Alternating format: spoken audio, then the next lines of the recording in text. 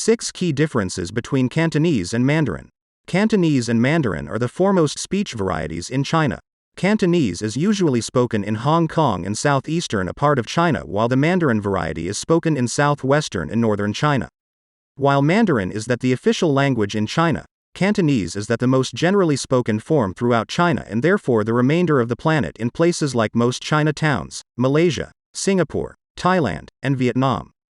This is often because Cantonese has been around for 2,000 years while Mandarin for less than 700 years. Also, since most Chinese emigrants came from Hong Kong, the variability has spread throughout the planet with these.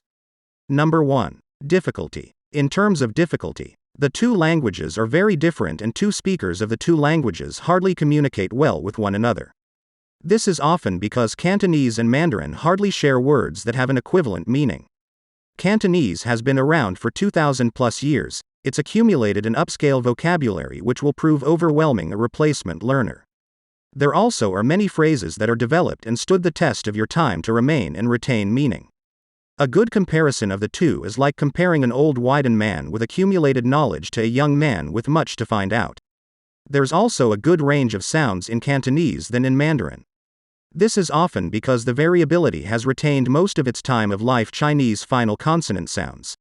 Also, the language is more oral and differs greatly with the written form, unlike Mandarin where the written form is the same because the spoken form.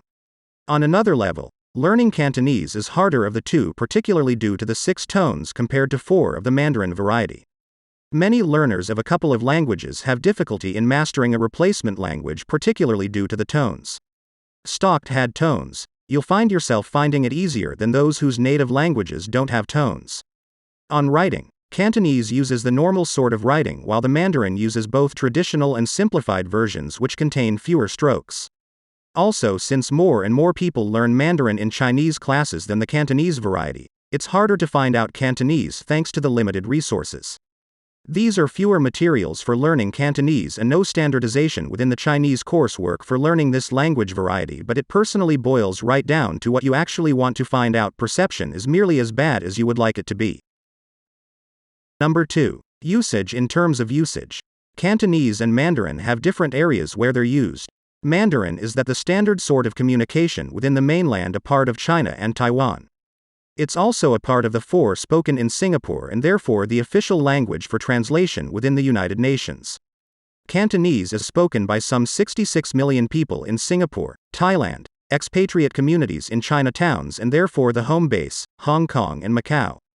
While Mandarin is the principal dialect utilized in government administration and education, Cantonese is the informal language utilized in day-by-day communication and reception, especially to the elders who don't understand Mandarin. Surprisingly, Cantonese is additionally utilized in mass media like print and electronic. Also in Hong Kong and Macau, Cantonese is the official language utilized in education, business, mass media, and administration. The opposite language is English. Number 3. Interests. There is an overall interest in learning Chinese. This is often particularly felt within the US where they see China because the next economic frontier and also by the Africans more so as a result of the heavy investment by the Chinese within the continent.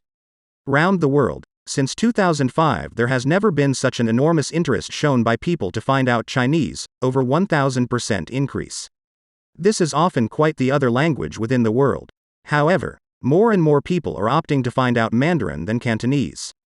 This is often perplexing as Cantonese and English are the official languages in Hong Kong, a mega player within the business world. Most people are choosing Mandarin particularly because there are more centers that teach Mandarin and which are stocked the newest course materials. Also, this may be because most find Mandarin easier to find out and write as they use fewer strokes than the Cantonese, which is more expressive in writing, requiring many strokes to make a personality. Also, a spectacle to behold is that more and more Chinese students are preferring to find out English and Mandarin to Cantonese. More therefore the native students in southern part China. The rationale given is that Cantonese Chinese characters are difficult and tedious compared the freeing nature of English alphabets. Number 4. Business. Hong Kong and Beijing are having great connection now than any time in the history. The South is especially focused on the finance sector and therefore the North with the manufacturing and repair sector. In learning Cantonese, you'll presumably be at a far better place as more business opportunities are opened for you.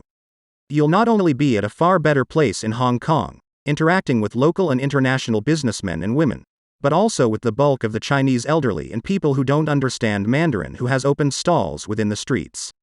These types are many considering the very fact that 70% of Chinese people like better to communicate in Cantonese, which logically means more business opportunities are opened for you.